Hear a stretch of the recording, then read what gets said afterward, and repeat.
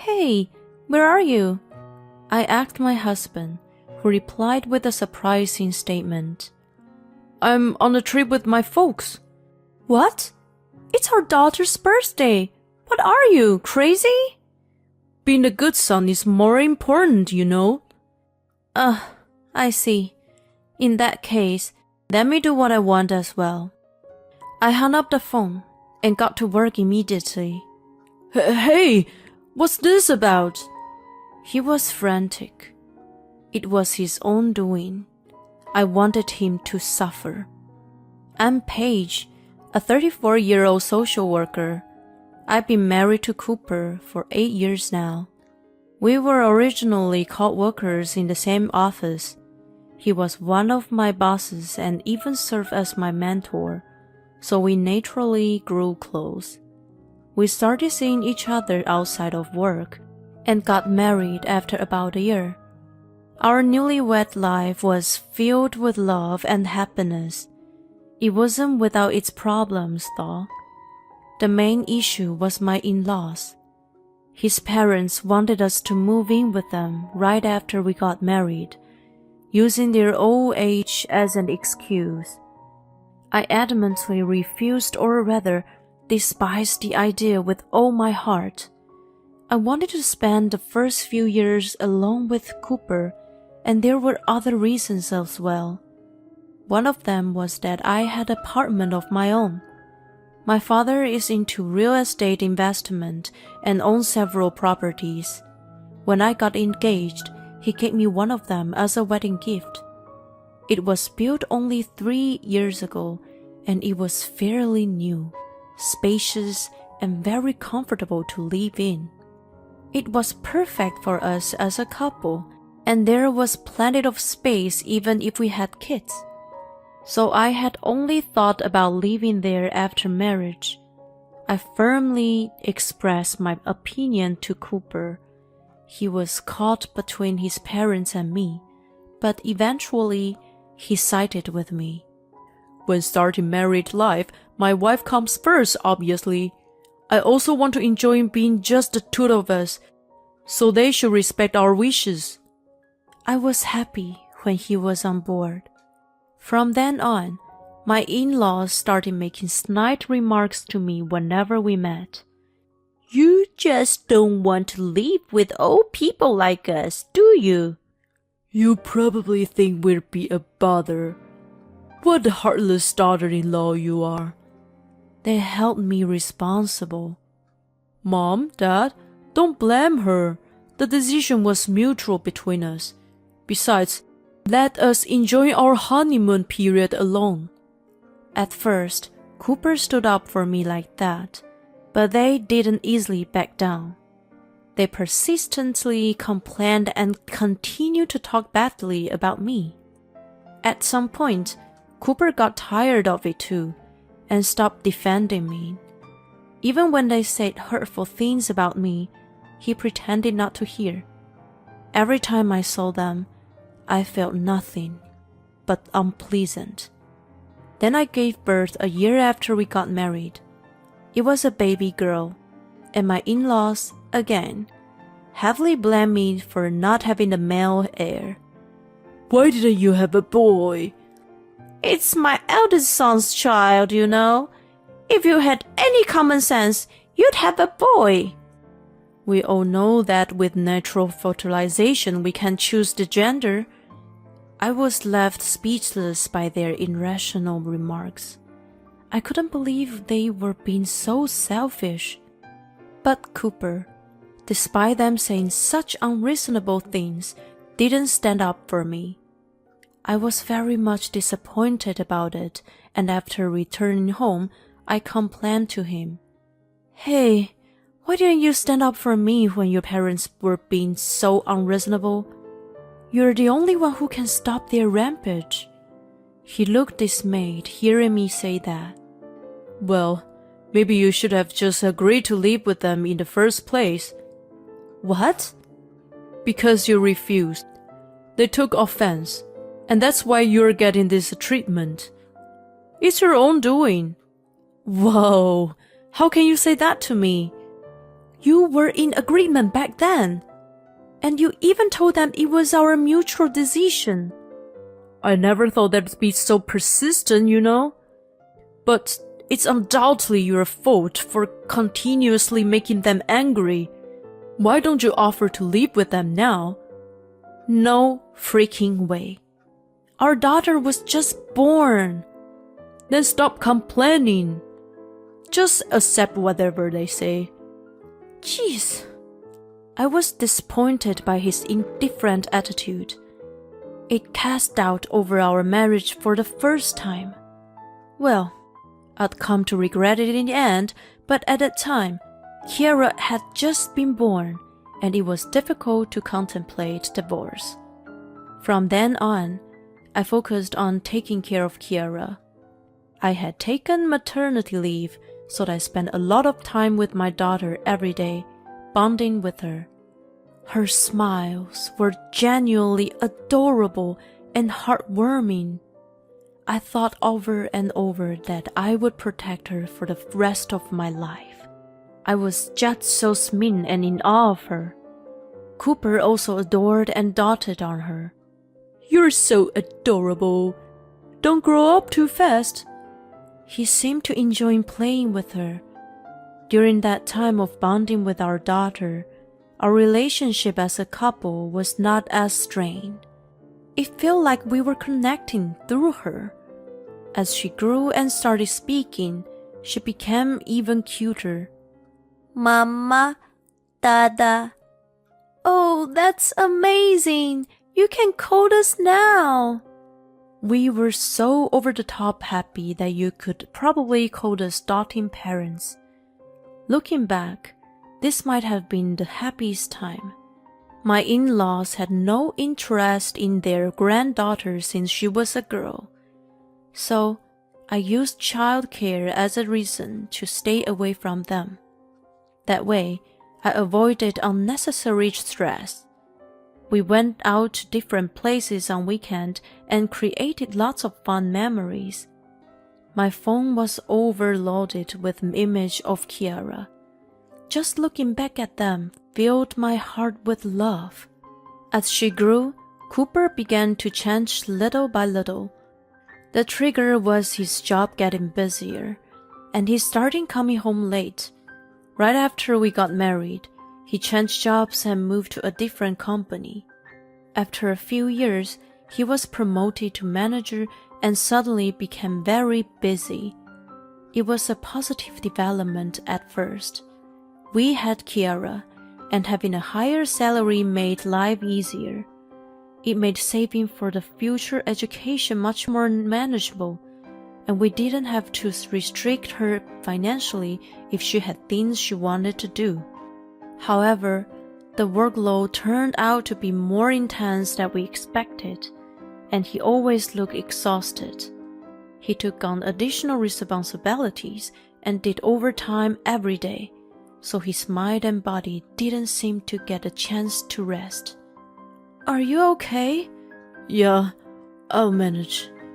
He came home looking drained and had no energy. Plus, he returned too late at night, so he couldn't see Kiara. It was quite tough for him. I wanted to support him as much as I could, but I took over all the household chores and childcare. I also paid attention to what he ate, making sure to include nutritious options. Is Daddy coming home late again? Seems like it. You wanna go ahead and eat? Yeah. Kiara was sad that her dad was coming home late. She was getting bummed out about the decreasing opportunities to have dinner together. He was working hard for our sake, so I couldn't blame him. Daddy's working really hard to make sure you can do all the things you love, you know? The fact that we can eat this dinner right now is all thanks to him. So let's be super nice to Daddy, okay? I'm going to write a card to Daddy. She wrote short sentences on a piece of paper and folded it in half, which she expected him to read when he got home. In it, she wrote, "Thank you for working hard, Daddy. I love you." I knew he would probably tear up when he read it. I wrapped up the dinner and placed it on the table with the card. Since he normally didn't return until around midnight, both Kiara and I went to bed before that. The next morning, the card had been collected, and Cooper woke up looking happy. Did you get a card? Yeah, she's such a sweet kid. It lifted my spirits. Well, glad to hear. Don't push yourself too hard, honey. Yeah, I know. He said that, but either due to his sense of responsibility or else, he couldn't reduce his overtime, and late nights continued. He looked tired every day, and even when I tried to talk to him, he seemed out of space. He was also working on weekends, which left him exhausted, and he'd spend Sundays sleeping. We couldn't go on family outgoings, but I also couldn't blame him. In the midst of this, something bad happened. He finally collapsed at work. I received a call from the hospital and rushed over. Oh my God, honey! Oh, I'm sorry to freak you out. I pushed myself too hard, it seems. I mean, this much? Jeez! If something happened to you and you were gone, we couldn't bear it. Sorry, but the company finally realized that they put too much pressure on me. They've decided to eliminate overtime from now on. There were other people who got sick or experienced mental breakdowns because of the workload. They decided to make fundamental changes. That's good news. Daddy! Kiara, I'm sorry for making you worry. Cooper lifted her up to his bed and held her in his arms. She looked happy as he affectionately stroked her back. From now on, I'll work without overdoing it. That's a promise. He wasn't suffering from an illness, and it was simply due to exhaustion. After a few days of observation, including test and treatment, he was said to be discharged. I felt relief upon hearing that. Over the next few days, I took some time off to take care of him in the hospital. Honey, you don't need to come here every day. No way! I'm too worried. Here's a change of clothes. I'll put the pudding in the fridge, okay? Oh, thanks.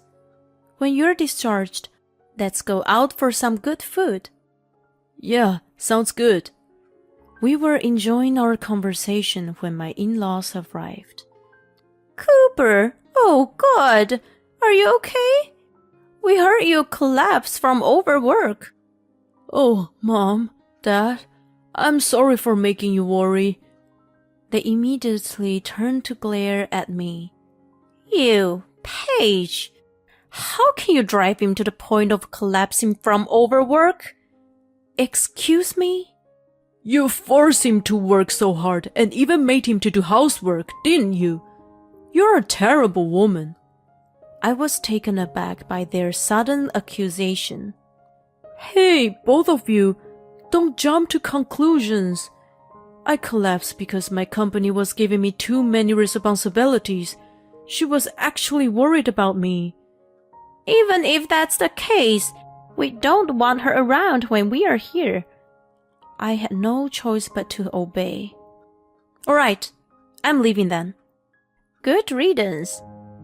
I was extremely upset, but they were still his parents, and I had to step back.